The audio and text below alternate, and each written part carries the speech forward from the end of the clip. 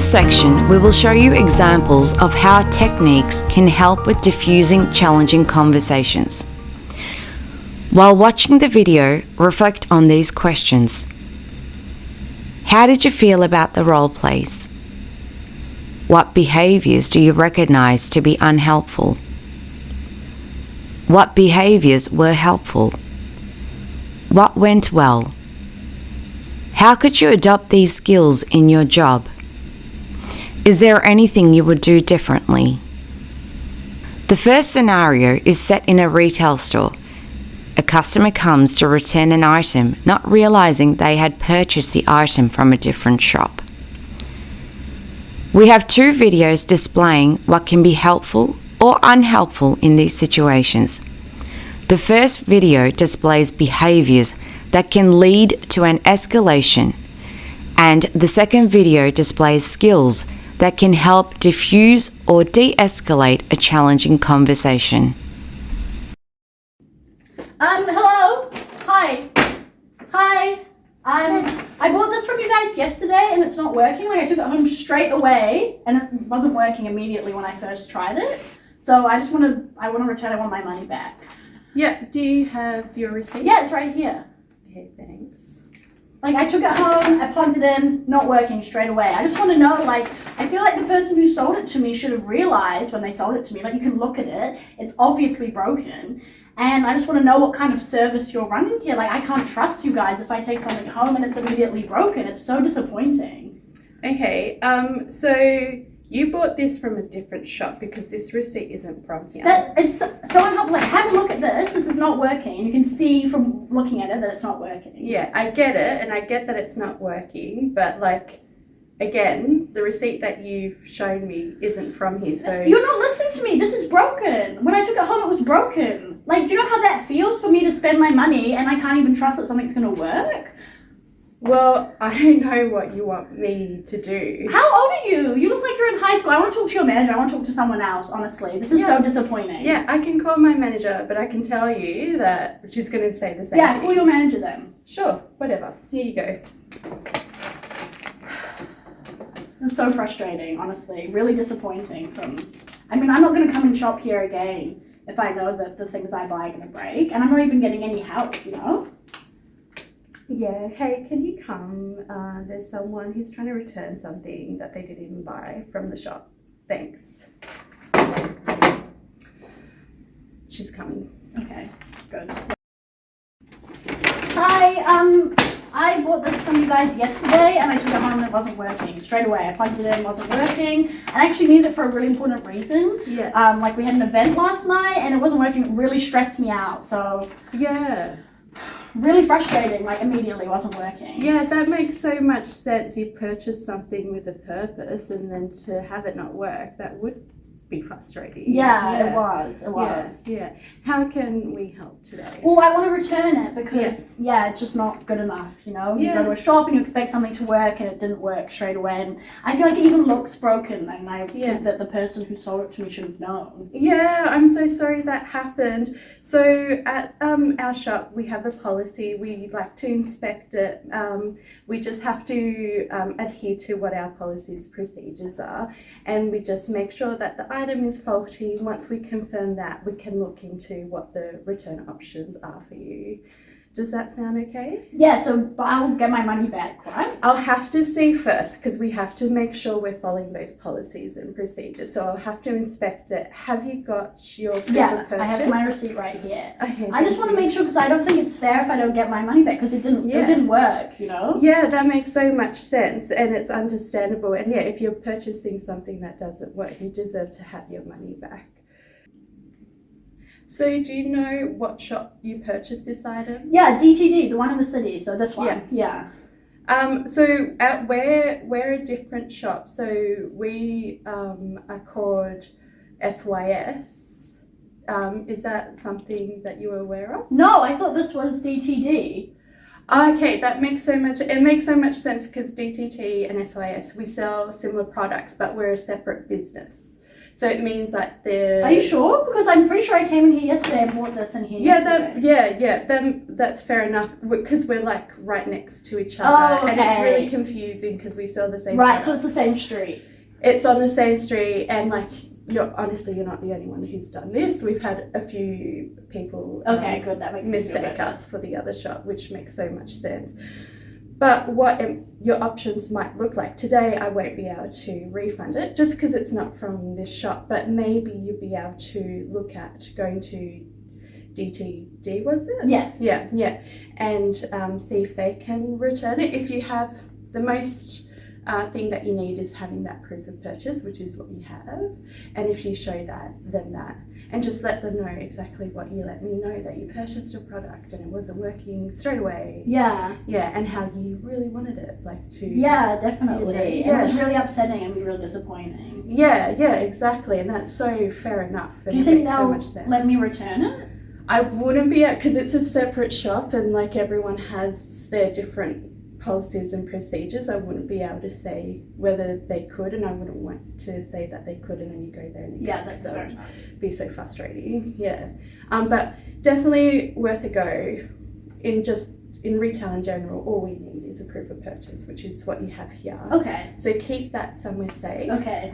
And they're just like down the road. Okay. And if you turn right, it's like 3 shops down the road. Okay. If I can't find fair it, can I come back here and maybe you can give me the directions again? Definitely, sure. Okay. Yeah. And I'm so sorry that there was a confusion, and like it's fair enough that you're feeling frustrated. Okay, thank you for your help. You're welcome.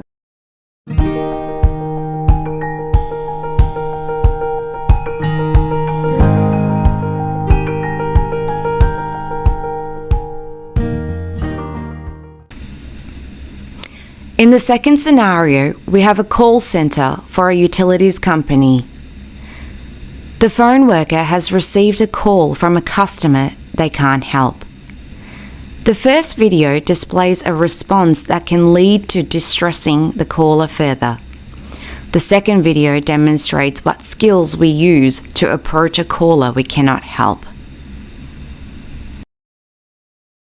Hello, you've called the support centre. Hi, I'm calling about a bill that arrived yesterday in the post, and it had my husband's name on it, but he doesn't live with me anymore. So I just want to know how I should deal with it because it's only got his name on it. I don't even know what the bill is for, really. Hang on. Why he's your husband? What is he doing leaving? Well, it's a really complicated situation, but basically what happened is like we met like 2 years ago and we got married really fast actually. Like we got married within 2 weeks, and a lot of people were like kind of judgmental at the wedding actually. And then like maybe a year and a half after that, a lot of stuff happened and he ended up moving out, and it's really distressing, and we're still figuring things out, but I don't have contact with him. I only have contact with him through my lawyer. So even if I tried to reach out to him, I don't think that he would get back in touch. So I need to figure out how to put my name on the bill. And I don't even know what the bill is for, so I have to figure out what the bill is for, and then I have to figure out if I need to pay, and then I have to figure out how to pay it. So can I just stop you? It's like a really complicated situation. We really need your husband here because so his name is on the bill. I don't have any contact with him at the moment, so I need to figure out what the bill is for, and if I need to pay it, then my name needs to be on the account because the letters keep coming to my house, and it's only me that lives there now. So it's really stressful because there's all these things that I don't even know that he was paying for, and now I'm getting all these bills for it, and it's really distressing, and I just want to know what to do. Like, will you be... Oh my god, they hung up on me.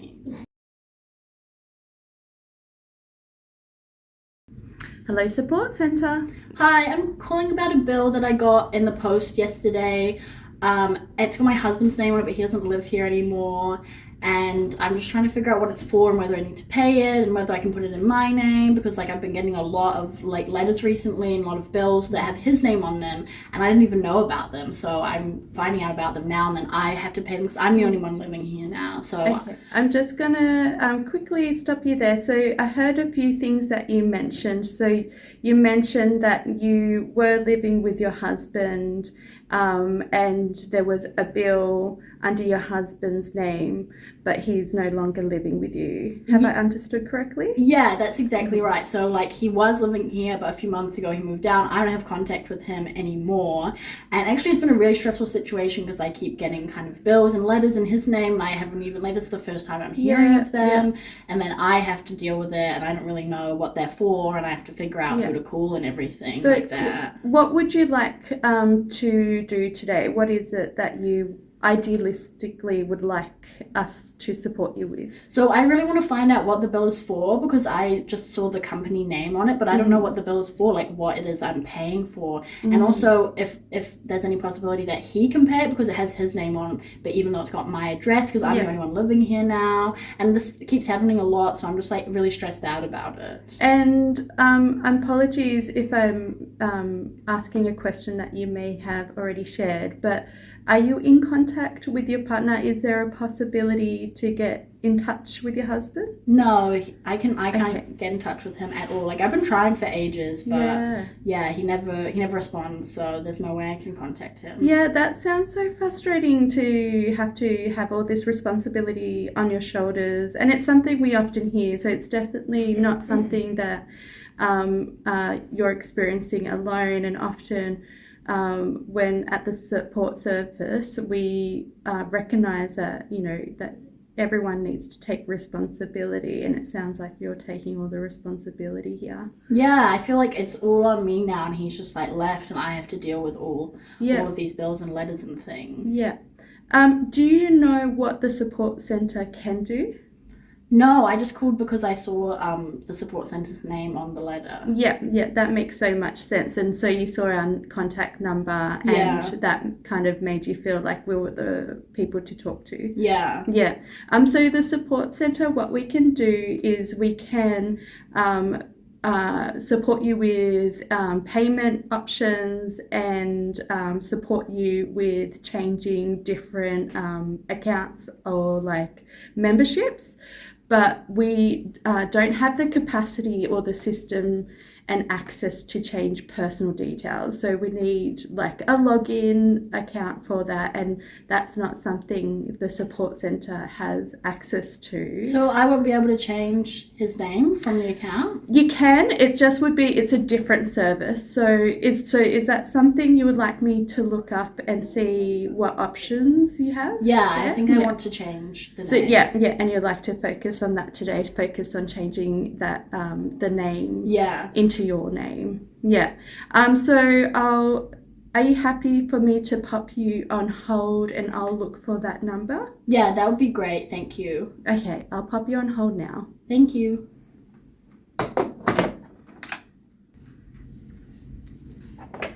Are you there? Yes.